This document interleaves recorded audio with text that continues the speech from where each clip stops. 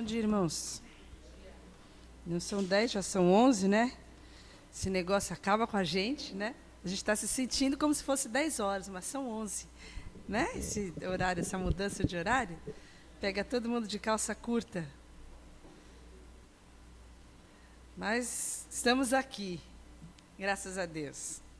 E nós vamos entrar em Romanos 7.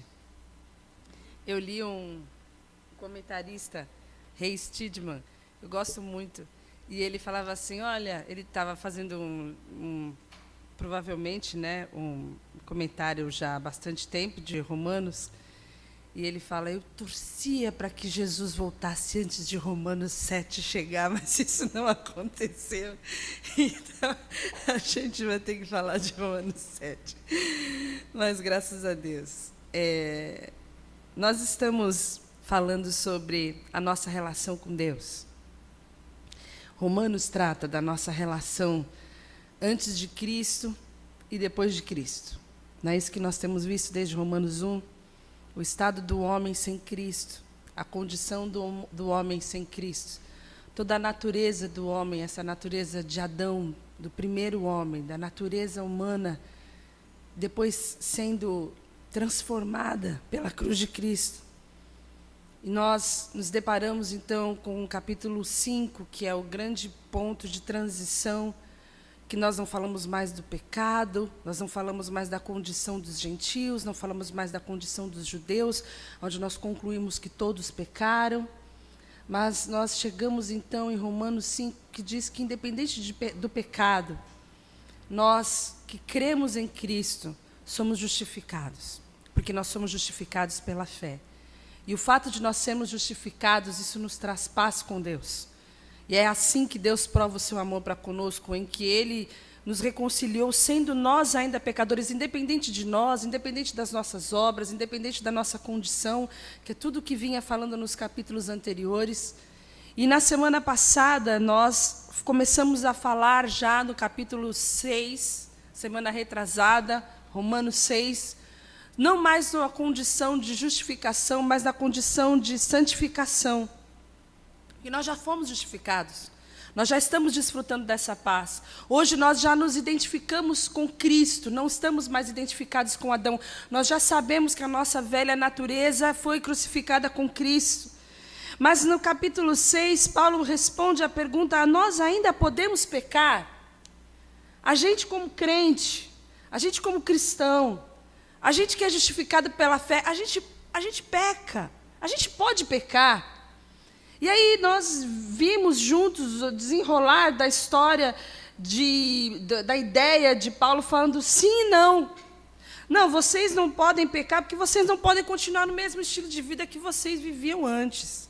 Vocês não podem chegar na mesma situação, vivendo com as mesmas atitudes, vivendo da mesma forma dissoluta que vocês viviam antes.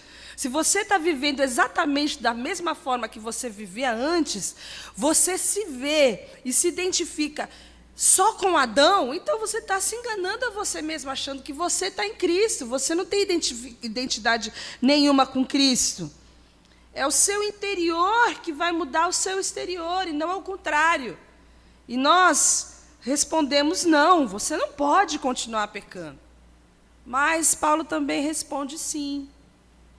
Infelizmente, você no curso, você ainda peca. E nós sabemos que, muitas vezes, nós escolhemos pecar. E é sobre isso o capítulo 6. Que agora, nós, se pecarmos, nós não pecamos mais porque nós estamos escravos do pecado. Nós pecamos porque nós escolhemos pecar. Porque Cristo nos libertou daquela força que nos motivava e nos impulsionava a pecar, e a gente vivia deliberadamente no pecado. Jesus, quando nos salva, Ele nos liberta dessa imposição. Ele nos liberta dessa força que nos compele a viver uma vida de pecado. E agora, hoje, em Cristo, se pecamos, pecamos porque escolhemos pecar.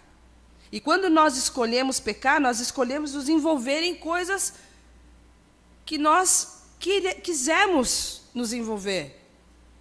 Quando nós pecamos hoje, pecamos com consciência. Uma consciência que antes nós não tínhamos. Não é verdade, irmãos?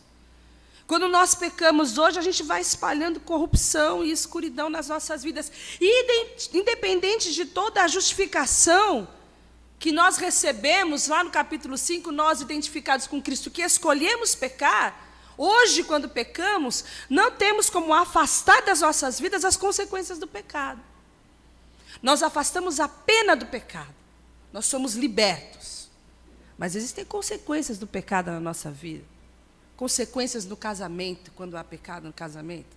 Consequência nas relações comerciais, quando há pecado ali naquelas relações. Consequência na relação entre as pessoas, quando há pecado entre as pessoas não confessadas e não perdoadas. Existem consequências.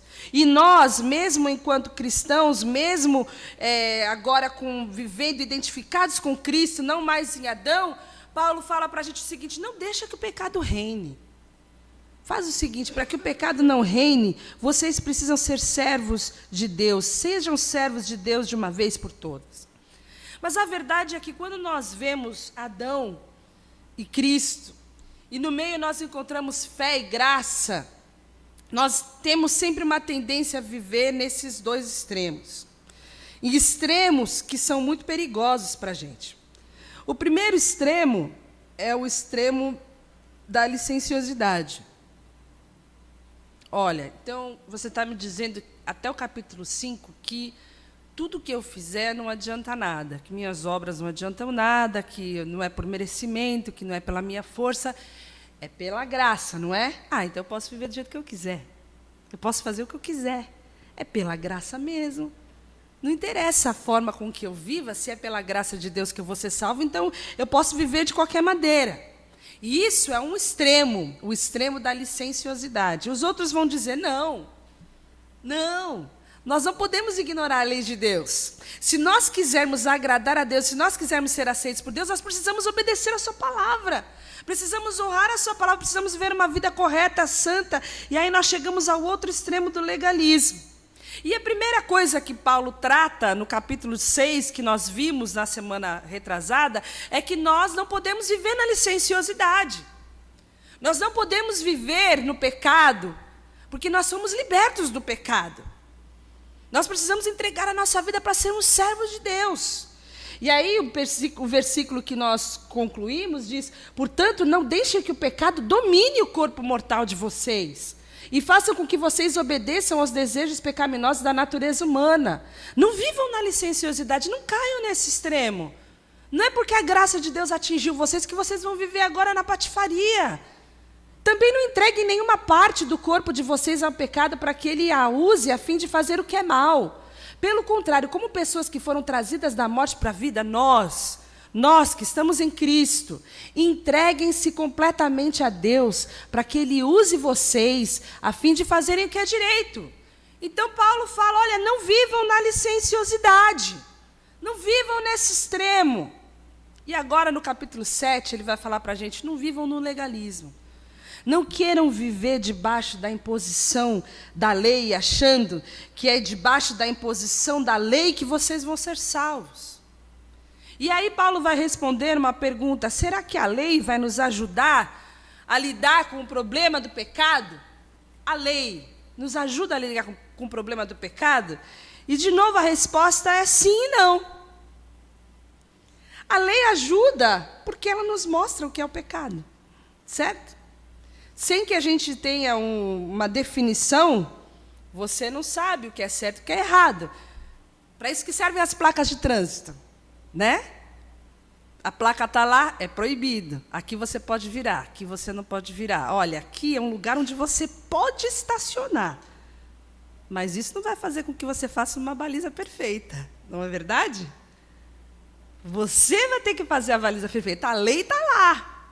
Você vai ter que obedecer aquilo ali. Ali é um lugar onde você pode estacionar. Tem lugares que está escrito não pode estacionar, mas tem lugares que pode estacionar. Mas isso não faz com que você, com facilidade, faça uma baliza ali perfeita. São coisas diferentes. Isso, a lei, ela serve para nos ajudar a definir o problema. Mas ela não nos livra do pecado. Ela aponta o pecado. Olha, isso aí, então, pecado. Mas ela não arranca o pecado de dentro de nós.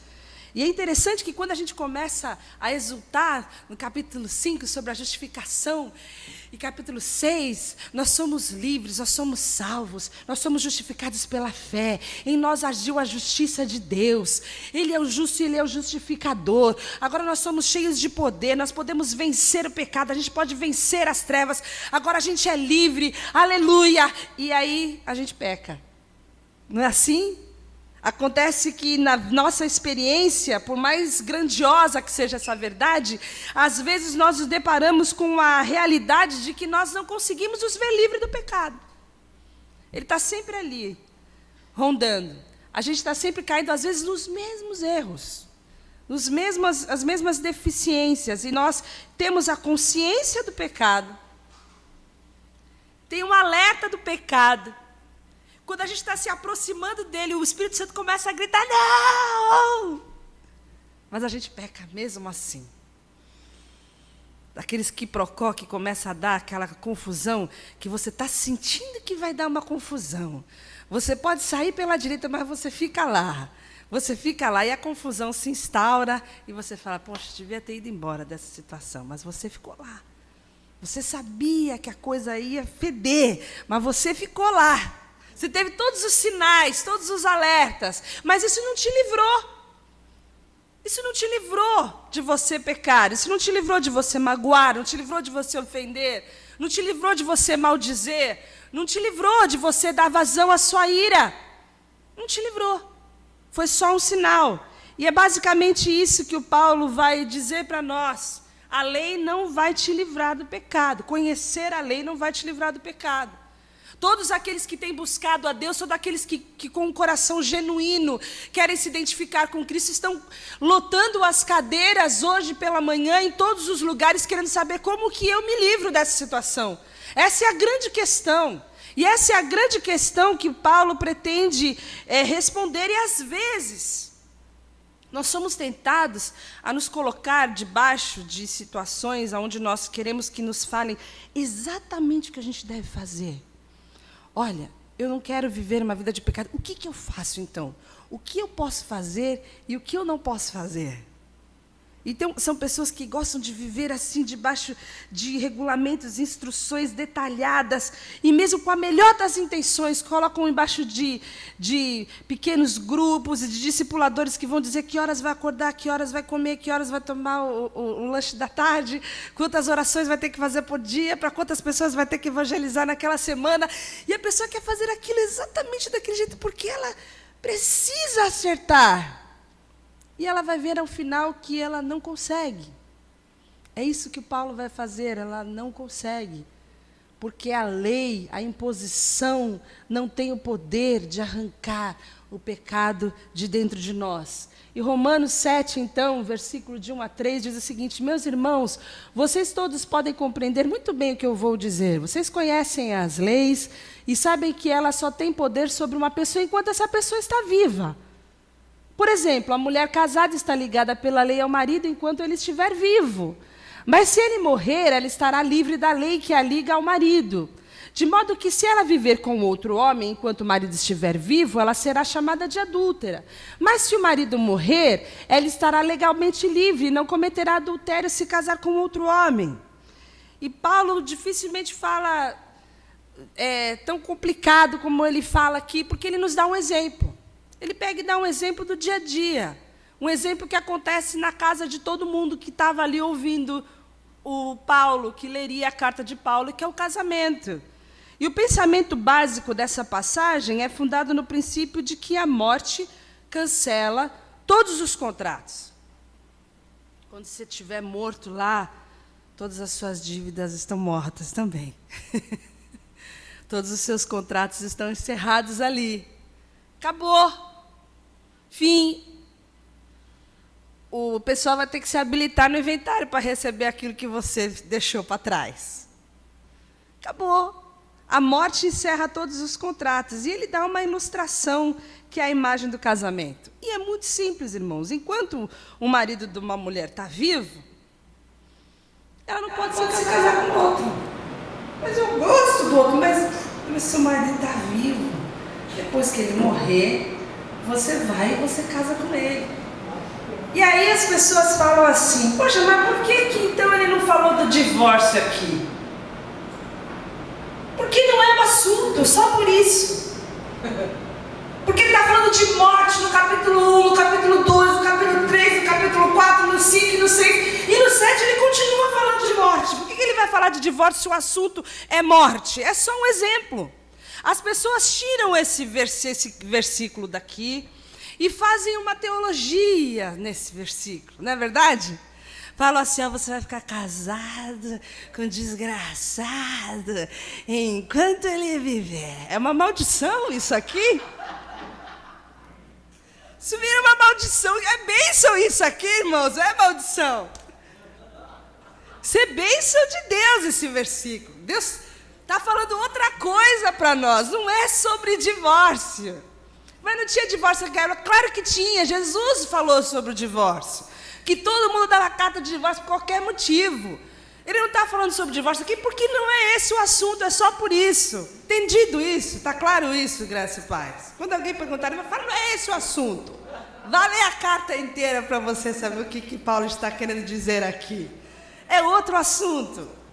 Paulo poderia te dizer o seguinte, vocês estavam casados com o pecado. Vocês estavam dormindo com o pecado. E vocês que estavam dormindo com o pecado, para ter um encontro com Cristo, pecado tem que morrer. Ficou claro agora? Vocês não podem estar casados com o pecado e querer viver com Cristo também. Isso é feio. Isso é adultério. Isso é você querer viver duas vidas, querer viver em dois mundos, querer viver duas casas. E é isso que muita gente faz. É muito mais fácil olhar isso daqui como uma proibição para o divórcio do que assumir que tem muita gente casada com pecado e que quer ficar casado com Cristo também. E essa é a verdade do que o Evangelho está trazendo para nós. Que se você quer estar com Cristo, você tem que esperar o pecado morrer dentro da sua natureza. O pecado precisa morrer. Paulo está desenhando mais uma vez um homem sem Cristo e um homem com Cristo. E a diferença de um homem sem Cristo e de um homem com Cristo. É esse o assunto da carta, do começo até o final. E nós que vivemos em Cristo, assim como nós não podemos viver debaixo do pecado, capítulo 6, também não podemos viver debaixo da lei. Capítulo 7, assim como nós não podemos viver no extremo da licenciosidade, capítulo 6, nós não podemos viver no extremo do legalismo. Capítulo 7, é sobre isso que ele vai falar. Em primeiro lugar, o que precisamos entender é que essa lei que Paulo vai falar inúmeras vezes no capítulo 7, é um código de conduta. É um código de comportamento. Lá no capítulo 2, se você se lembrar, ele vai dizer que existe uma lei no coração do homem. Mesmo aqueles que não conhecem a lei de Moisés, elas têm a lei gravada nos seus corações. Existe uma conduta moral, existe um inconsciente coletivo que diz aquilo que é certo ou aquilo que não é certo. Não é verdade que você está conversando com alguém, você conta a sua história, a pessoa fala, mas isso aí está errado. Isso aí que fizeram com você, isso aí está errado. Isso daí você procura os seus direitos. A pessoa não precisa saber que código que é, que artigo da lei que é, mas a pessoa sabe que aquilo está errado, que foi cometida uma injustiça. Há um código de conduta, há uma lei, há algo no coração dos homens que rege as relações, onde a gente sabe muito bem o que é o certo e o que é o errado. E a gente tem também os 10 mandamentos, que são aqueles que todo mundo conhece, não é? A gente não vai saber os 10 assim, mas eu vou te ajudar. Não terás outros deuses diante de mim, não farás para ti imagem de escultura, não tomarás o nome do Senhor teu Deus em vão, lembre-se do dia de sábado para o santificar, honra teu pai e tua mãe, não matarás, não cometerás adultério, não furtarás, não tirarás falso testemunho contra o teu próximo, não cobiçarás. Isso daqui a gente sabe, o que rege a relação entre nós. Todo mundo sabe que não pode pegar as coisas do coleguinha, não sabe que não pode pegar as coisas do... Não sabe? Que não pode contar mentira sobre o outro para o coleguinha? Não sabe? Falso testemunho? Que não pode chegar e matar o coleguinha? Não pode. Está na lei dos homens, está no coração. Todo mundo sabe disso, isso é um padrão de conduta, isso está presente no nosso coração, e essa é a lei. Só que o que mais a gente sabe sobre a lei? É que o propósito da lei é condenar a gente ao fracasso. Tudo que está escrito lá para a gente que a gente não pode, ou que a gente deve fazer, quando a gente faz ou quando a gente não faz, ninguém vai vir dar um tapinha nas suas costas dizendo muito bem você fez. Ninguém vai te cumprimentar porque você não entrou na rua na contramão. Ninguém vai te cumprimentar porque você parou no sinal vermelho. Por quê? Porque quando você cumpre a lei, você não faz mais do que a sua obrigação. Você fez aquilo que você deveria fazer. Mas se você fizer errado, se você passar no sinal vermelho, você entrar aqui agora na Pedro Lessa, na contramão, você vai ver que a lei vai te condenar, a lei vai te punir. Você não pode fazer aquilo que você pensa que você pode fazer. Então, a lei existe para dizer para a gente que, se a gente fracassar, a gente vai ser punido. E a lei, essa lei tácita, essa coisa do inconsciente coletivo que diz para nós aquilo que é certo e aquilo que é errado, também nos desencoraja cada vez que nós erramos, cada vez que a gente não consegue produzir aquilo que a gente precisa. Agora, quando a gente traduz tudo isso para a nossa vida espiritual, quando a gente traz tudo isso para a nossa relação com Deus, olha em que situação que a gente se mete. Onde a gente só vai ser aceito por Deus se a gente fizer absolutamente tudo aquilo que está na lei, aquilo que Deus espera que eu e você façamos, que nunca ninguém vai acertar totalmente, que isso só vai nos declarar o nosso fracasso e que isso vai trazer para nós um sentimento constante de derrota. Porque cada vez que eu olhar para aquilo que Deus espera de mim e eu não conseguir cumprir, eu vou me frustrar. Será que é essa relação que Deus quer ter conosco, irmãos? Debaixo da lei? Será que é isso? Quando nós decidimos viver uma vida legalista, nós encontramos algumas marcas. Uma das primeiras marcas é que aquela pessoa que é legalista, ela vive apontando os seus feitos.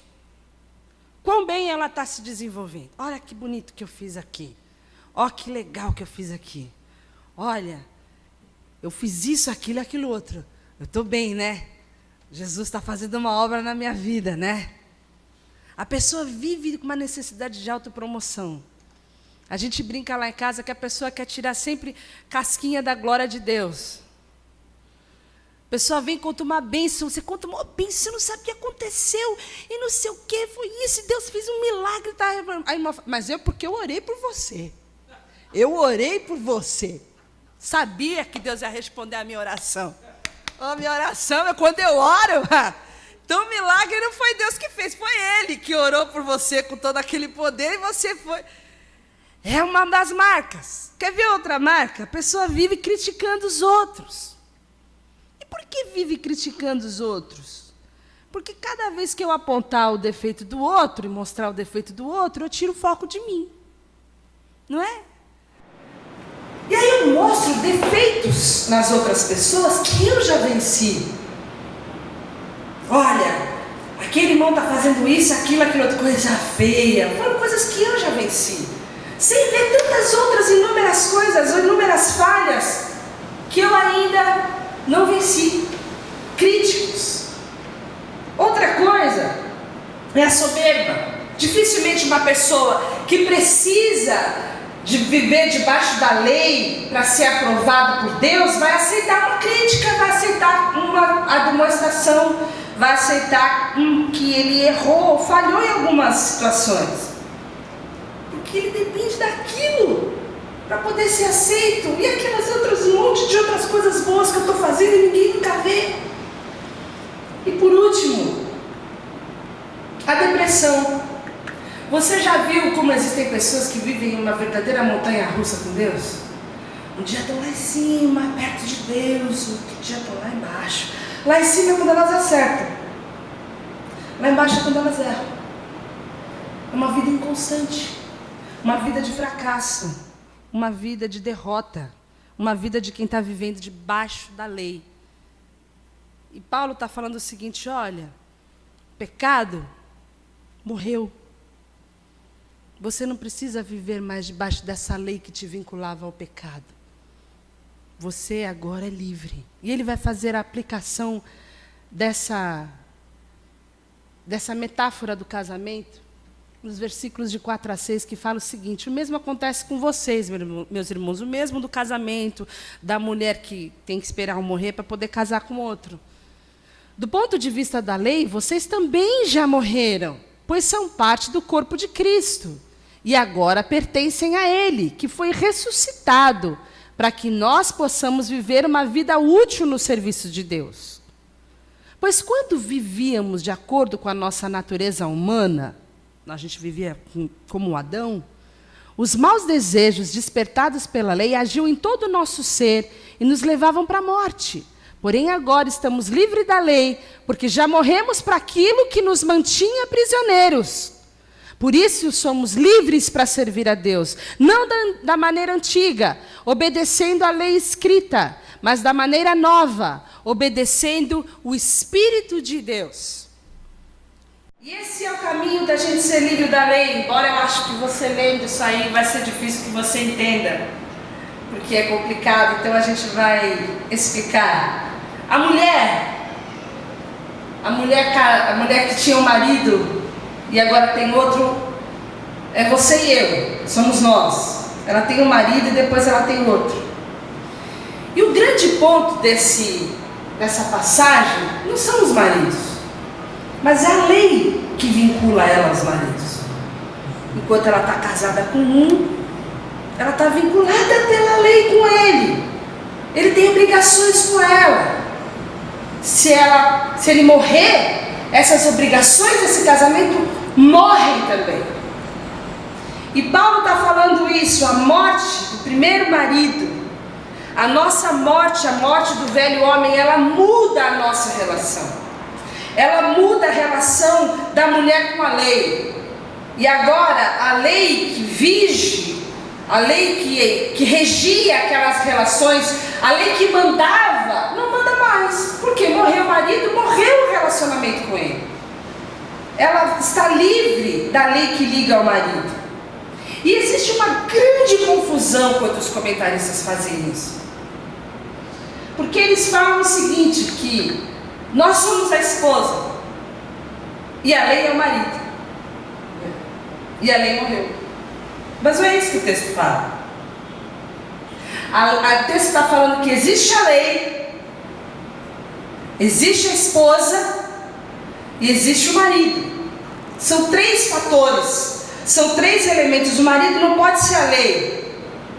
O marido não pode ser aquilo que vincula a mulher ao seu marido. E a lei está dizendo, vocês devem ficar juntos porque vocês são casados. Então o marido não pode ser essa lei. E é sobre isso que Paulo está falando. Se o primeiro marido morre, a mulher está livre da lei. Ela não está liberada só do marido, ela está liberada da lei também. Eu vou falar para vocês uma coisa muito antiga que acontecia, agora não acontece mais, que talvez vocês entendam. E aí eu vou usar a lei do divórcio e a morte para que talvez vocês entendam. Antigamente, não mais agora, quando o marido se divorciava da mulher, ele era obrigado, principalmente antigamente quando as mulheres não trabalhavam, não tinham receita, vocês se lembram disso, a pagar pensão para ela, vocês sabem disso. Agora não é mais assim. E ele pagava essa pensão enquanto ela vivesse. Entendeu? Mas eu não tenho mais nada com ela, mas você teve. Você está vinculado com ela. Enquanto ela vê. Quando puxar a certidão de casamento lá, ó, foi casada já aqui, a maluca, com alguém. Tem um registro. Tem um registro. Teve uma lei que os vinculava. Quando que essa lei morre? Quando ela morre. Aí ela morre, a lei morre. A lei é diferente do marido. E é isso aqui que Paulo está falando. Esse contexto é muito claro. Primeiro marido, então, quem é? É Adão. Nós tínhamos esse vínculo com ele. Essa unidade que nos levava a fazer aquilo que a gente não queria. A viver uma vida de pecado. A viver lá o que capítulo 1 fala. Viver em confusão, viver em pecado, viver em dissolução. Viver de uma maneira contrária à lei de Deus. Nós estávamos ligados, não poderíamos ficar longe dele. E a mulher então não pode ter 2 maridos de uma vez. E aí o que aconteceu? Nós morremos com Cristo. E quando nós morremos com Cristo, nós renascemos de novo, nós somos livres para viver uma vida com Cristo. E aquela lei do pecado que nos obrigava, aquela lei do pecado que nos condenava, já não nos condena mais. Agora, o que estabelece a nossa relação é a nossa relação com Cristo. E na nossa relação com Cristo, na nossa lei com Cristo, nós não somos mais condenados. Nós somos justificados, nós somos aceitos e nós somos amados. Essa é a nova relação. Agora, se essa mulher, enquanto ela é casada com o primeiro marido, tentar viver com outro, ela é adúltera. Ela é adúltera. E muitas vezes é o que acontece com a gente quando a gente tenta viver dessa maneira. A lei vai nos apontar e falar: você é hipócrita. Você está querendo viver com Cristo, mas você não fez morrer a sua natureza carnal. Você está querendo viver com Cristo, mas você parece que não conhece Jesus. Você está querendo viver com Cristo, mas cadê o seu novo nascimento?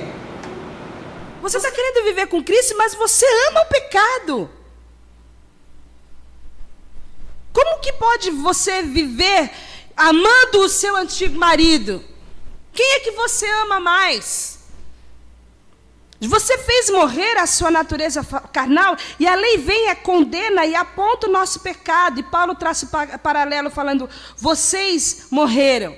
E quando vocês renascem com Cristo, vocês renascem para uma nova experiência, vocês renascem vocês compartilham um novo nome, vocês compartilham uma nova posição, vocês compartilham uma nova herança, vocês compartilham a esperança da glória. Vocês são novas pessoas. Vocês estão em Cristo. Vocês estão em Cristo. A pequena dificuldade que nós temos é que na primeira parte da história, Paulo conta que um dos maridos morre.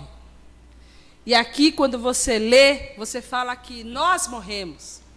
É a esposa que morre. Fomos nós os que morremos e renascemos de novo para uma nova vida com Cristo Jesus. A lei continua para aqueles que querem viver debaixo da lei.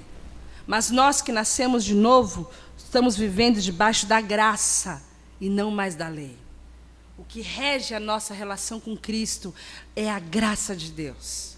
O que regia a nossa relação no mundo, antes de conhecer Jesus, era o merecimento. Se eu fizer por merecer, eu recebo. Com Cristo Jesus, o que rege a minha relação é o amor. Eu sou aceito independente do que eu fizer. Não é assim a nossa relação com os nossos filhos? Mesmo quando eles aprontam, a gente continua amando e se desdobrando e dando tudo o que a gente puder para que eles façam o melhor deles, porque nós não os aceitamos e não os amamos por merecimento. O amor não depende de merecimento. E o que rege a nossa nova relação agora com Cristo Jesus é o amor e a graça e não a lei. É isso que Paulo está falando. Vocês não podem mais viver debaixo da lei do pecado.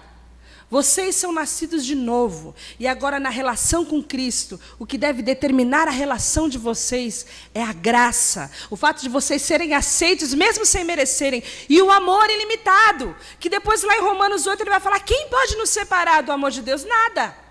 Nada vai me separar do amor de Deus. Mesmo que eu apronte, mesmo que eu pise na bola. Nada pode me separar desse amor. É esse vínculo que faz com que o casamento seja eterno. E se você traduzir, por um minuto você conseguir levar isso lá para dentro do seu coração, você vai ver que muitas vezes o marido morre, mas a pessoa não consegue casar de novo, porque aquele casamento é eterno dentro dela. Não é assim com muitas relações? As pessoas não conseguem se entregar para uma nova relação. Tamanho era o amor que o vinculava. Não era só a lei, não eram só as obrigações. É muito difícil para a pessoa. Às vezes é uma ação de Deus para que a pessoa possa então ter uma nova relação com uma outra pessoa. Porque ali dentro, para aquela pessoa, aquilo foi eternizado. É isso que deve reger a nossa relação com Cristo. É dessa maneira que nós devemos nos relacionar com Cristo, com esse amor e essa graça que foi eternizada na cruz do Calvário. Não pela lei, não pelas obrigações. Aí você olha para a lei e fala, então a lei é ruim. A lei é má. Nós não gostamos da lei. Paulo responde, claro que não. O que vamos dizer, então, que a própria lei é pecado? É claro que não. Mas foi a lei que me fez saber o que é pecado. É sim e não, de novo. Paulo está de brincadeira com a gente aqui em Romanos 7. Pois eu não saberia o que é cobiça se a lei não tivesse dito. A lei não é o pecado, mas ela revela o nosso pecado. E Paulo argumenta, olha, ela vai funcionar para te dizer o que é. Ela vai te mostrar e te apontar o que é. E ele usa um dos pecados que vai falar lá dentro do coração, aquele pecado que ninguém vê, a cobiça. A cobiça é um pecado que pode ser exposto. Ninguém sabe. Talvez se alguém olhar assim, bem na sua cara, assim, quando a mulher está passando, você pode até perceber que você estava de olho nela. Mas é algo que acontece lá dentro do coração. A cobiça não é só com relação ao sexo oposto, a cobiça acontece em vários aspectos. Vários aspectos. E Paulo usa esse exemplo da cobiça. Ele fala o seguinte, olha, eu não saberia o que é a cobiça se a lei não tivesse dito. Ela é pecado? Não, mas ela aponta. Ela diz para mim, olha, isso daí está acontecendo no nível do seu coração, ninguém sabe, ninguém vê, mas isso é pecado. Jesus já tinha falado isso. Se você quer trucidar o seu irmão, você é assassino. Se você está querendo a mulher do seu próximo, você já é adúltero. O pecado acontece aqui, no íntimo, dentro do coração.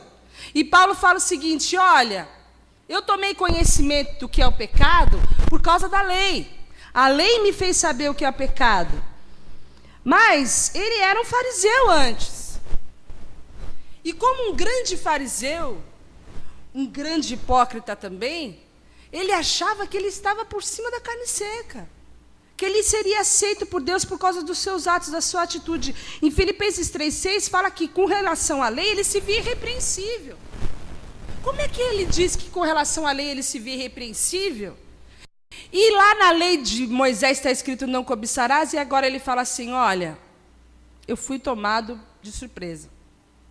Chegou um momento que eu achava que eu cumpria toda a lei, mas eu vi que lá dentro, no meu coração, aquela lei me acusava, porque eu era alguém que tinha cobiça. O Espírito Santo trouxe isso para dentro do meu coração, e aquela lei que era morta antes, agora o Espírito Santo traz vida para ela. E ela age dentro do meu coração e eu me encontro com alguém que precisa ser de novo arrependido. Novamente confessar diante de Deus esse pecado. E Paulo começa a abrir o seu coração e falar para nós, olha, eu conheci o meu pecado através da lei. A lei mostrou que o meu coração, apesar de eu ser externamente perfeito, era corrupto lá dentro. A lei também despertou o pecado, porque o pecado se aproveitou dessa lei para despertar em mim todo tipo de cobiça, porque se não existe a lei, o pecado é uma coisa morta. O pecado tem uma força de gerar em nós o desejo do que é proibido, não é verdade? O bolo está lá, se alguém falar assim, não coma, você fala, por quê? Eu não queria comer, mas agora eu quero, por que eu não posso comer? Eu quero comer. Não entre aqui, o que tem aí dentro que eu não posso entrar? Não abra. Poxa, por que não abra? Eu quero abrir. É só colocar um não que aquilo te motiva. É o que Paulo está falando. A gente é sempre levado a quebrar e transgredir a lei. Ela desperta em nós o pecado. E o grande problema de quem vive debaixo de uma necessidade de aprovação é o que eu chamo perdido por 10, perdido por 1000. O cara trupicou, caiu, mas já estou aqui mesmo, no pecado, agora danou-se, eu vou me arregaçar. Não é assim? O cara achava que ele estava bonitinho, não sei o que, ele... E aí, tudo bem. Está aqui mesmo, né? Ajoelhou, tem que rezar, né? E vai vivendo essa vida, é o que Paulo fala aqui. Transgride, mas não basta só transgredir, ela vem e desperta outras coisas. Porque eu estou vivendo debaixo da lei, eu já transgredi a mim mesmo, agora, paciência. Já não sou aceito mesmo, já não sou merecedor mesmo, então agora eu vou me enfiar no pecado. E aí ele conclui dando um testemunho. E ele fala o seguinte: houve um tempo em que eu não conhecia a lei e estava vivo. Era esse tempo em que ele era um fariseu, em que ele se achava, em que ele conhecia a lei, sabia da lei, sabia dos mandamentos lá, e ele se achava vivo. Mas quando eu fiquei conhecendo o mandamento, é que aquele momento que o Espírito Santo pega a letra que você está lendo o versículo, e ele parece que cresce, fica luminoso, entra no seu coração, e você fala: nunca mais vou ser a mesma pessoa depois dessa revelação. Não tem? Uns versículos que você leu a vida inteira, mas de repente o Espírito Santo fala com você, com ele. Aí pronto.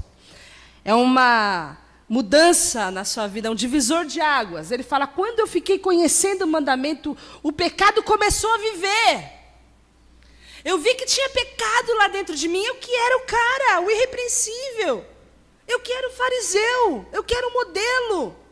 E eu morri. O próprio mandamento que me devia trazer a vida me trouxe a morte.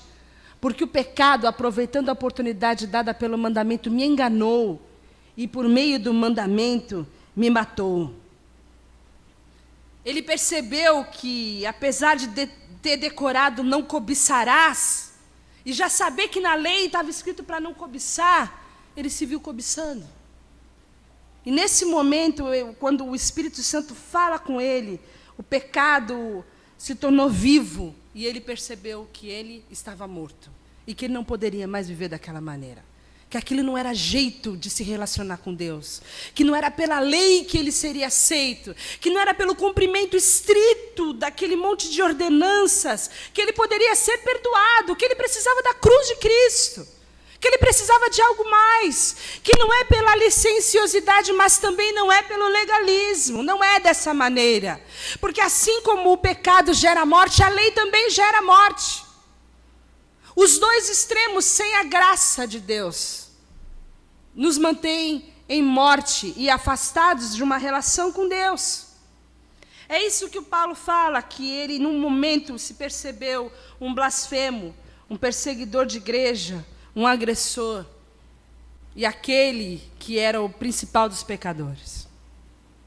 Isso para nós, irmãos, é para nós pensarmos: será que essa palavra já bateu na minha consciência hipócrita alguma vez? Será que eu já tentei alguma vez viver dessa maneira?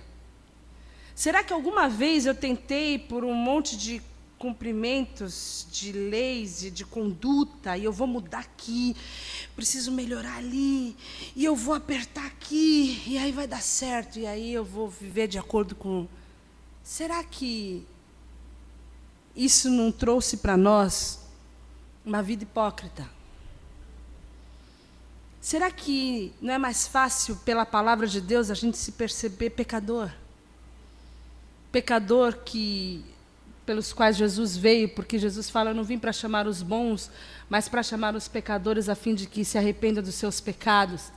E Paulo fala: o ensinamento verdadeiro e que deve ser crido e aceito de todo o coração, é que Cristo veio ao mundo para salvar os pecadores, dos quais eu sou o pior. E quando eu entendo isso, que eu não mereço, que eu não sou legal, que eu não acerto, que eu não consigo, mas que eu sou pecadora e que eu me embanano, que eu faço coisas que eu não gostaria e não deveria, eu me encontro pecadora. E quando eu me encontro pecadora e chego diante de Deus, dessa forma eu estou me relacionando com Ele debaixo da graça. Essa é a relação que nós precisamos entender, que nós vamos ter com Deus, se nós vamos nos relacionar com Ele de acordo com a lei, por merecimento, ou se nós vamos nos relacionar com Ele de acordo com a graça. Porque nós sabemos que estamos já debaixo do poder transformador de Deus. Ele nos transforma. Nós já não somos quem nós éramos, não é verdade, irmãos? Mas nós ainda não somos o que havemos de ser. Isso não é pela nossa força, isso é pela ação do Espírito Santo em nós. E o que Paulo está falando no capítulo 7 é: esqueça a frustração de tentar acertar. Confesse seu pecado e se entregue ao Espírito Santo para que Ele haja na sua vida através da palavra. Para que ele gere o verdadeiro arrependimento, irmãos, porque eu vou dizer uma coisa para vocês. Quando há o verdadeiro arrependimento do pecado, você pode cometer outros, mas aquele você não comete mais. A tristeza para o pecado gera um nojo pelo pecado. Aquilo lá você não quer mais. Você não é porco para voltar depois de limpo para o esponjadouro. Você não é cachorro para comer o seu próprio vômito. Aquilo lá você não quer mais. E é isso que a graça gera em nós, mas não a lei. A lei cuida do que é externo, mas não daquilo que é interno. E a gente pode enganar muitas pessoas, mas o pior engano, irmãos, é o que a gente vive quando a gente acha que a gente está acertando e vivendo debaixo da lei. E eu digo isso de uma forma muito pessoal, porque eu vivi isso durante muitos anos, com muita sinceridade diante de Deus, querendo acertar. Me coloquei debaixo de muitos julgos, de muitas proibições, que eu tentava agir e eu tentava acertar com uma maneira, com muito afinco, com muita disciplina espiritual. Isso só apontava no pecado, isso só gerava frustração, isso só gerava uma montanha-russa na minha vida. Isso gerava crítica e julgamento das outras pessoas. Eu não ouvia música do mundo, mas eu também não queria que ninguém ouvisse. Eu não assistia a determinados programas de televisão, mas eu achava um absurdo quem assistia. Vocês conseguem entender? Eu não ia nos lugares, mas eu ficava horrorizada com quem ia. Isso nos toca, mas isso também abrange as nossas relações. E nós que vamos vivendo um verdadeiro relacionamento com Deus, precisamos ser transformados, irmãos. E é difícil arrancar o legalismo, viu? Viver uma vida livre é difícil. É difícil você se sentir alguém que não merece mesmo. Porque eu vou te dizer, cada vez que você acerta, você se sente acima da média. Cada vez que você acerta, você é espiritualmente melhor do que os outros. Quando o seu casamento continua e o de todo mundo já foi por água abaixo, você é melhor que os outros. Pô, todos os meus amigos divorciaram, só eu fiquei casado. Eu sou melhor que os outros. Vocês entendem? Isso vai gerando em nós um comprometimento com a nossa imagem. Isso vai gerando em nós um comprometimento com a autopromoção. Isso vai gerando em nós cada vez mais soberba. Isso vai fazendo com que a gente se relacione com Deus pela lei. Isso é legalismo. Isso é legalismo. Quando eu não me contento de ver a minha vida e ainda quero controlar a vida do outro. Deus não nos chamou para isso. Deus não nos chamou para nos sentirmos superiores. Deus nos chamou para que nós nos reconhecêssemos pecadores. Deus nos chamou para que nós fôssemos livres. Não é só a lei de Moisés. Às vezes nós impomos regramentos e disciplinas para nós mesmos que nós quebramos. Que nós não conseguimos. Isso gera frustração e depressão na nossa vida. E isso é uma vida legalista. Deus não nos chamou para isso. Deus nos chamou para que nós nos relacionássemos com Ele pela graça. Para que nós reconhecêssemos, olha, eu não sou digno, eu erro mesmo. Isso não vai afastar de mim um compromisso com as disciplinas espirituais. Isso não vai afastar de mim um compromisso com a santidade. Isso não vai afastar de mim um compromisso com a busca pela revelação e pela sensibilidade à voz ao Espírito Santo. Muito pelo contrário, mas eu faço isso agora em gratidão. Eu faço isso agora em resposta. E eu faço isso agora por causa que eu vivo debaixo da graça de Deus. O meu pedido é que nós possamos nos relacionar com Deus que nos chama pelo nome e nos aceita como filhos. Como filhos. Se você tem filho, ou se você é um filho, você pode traduzir essa relação para a sua relação com Deus. É dessa maneira que Deus quer se relacionar conosco. Que sejamos livres para correr para os braços do Pai, em nome de Jesus. E possamos afastar de nós todo esse ranço. Tu faça aquilo, não faça aquilo outro. Seja melhor. de nos sentirmos acima dos outros, de rejeitarmos aqueles que eventualmente ainda têm uma dificuldade ou outra na caminhada cristã. Nós somos irmãos, nós estamos juntos, nós estamos para nos apoiar uns aos outros. Que possamos encontrar a graça de Deus nas nossas relações, em nome de Jesus, e viver longe da licenciosidade, irmãos. Não somos servos do pecado, mas também longe do legalismo, em nome de Jesus. Senhor, nós te agradecemos pela tua palavra, porque nós não somos merecedores desse amor, Senhor. Nós não somos merecedores da sua graça, Senhor. Nós não poderemos ser aceitos porque nós não conseguimos cumprir a lei. A lei, ela aponta para nós todos os nossos erros. Quantas vezes nós transgredimos, Senhor? Quantas vezes nós ofendemos a tua santidade, não só com as nossas atitudes, com as nossas palavras, mas também com as intenções do nosso coração, como Paulo revelou aqui. Quantas vezes, Senhor? Por isso é que nós humildemente nos aproximamos de um Deus que veio para chamar pecadores. Nós nos aproximamos de um Deus que nos aceita, independente dos nossos méritos, mas nos transforma, nos recusa a deixar da maneira que nós somos.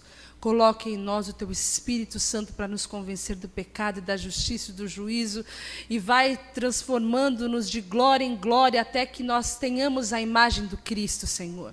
Nós queremos isso, Senhor, refletir como um espelho a tua imagem, e sabemos que isso não é uma ação ou um esforço nosso,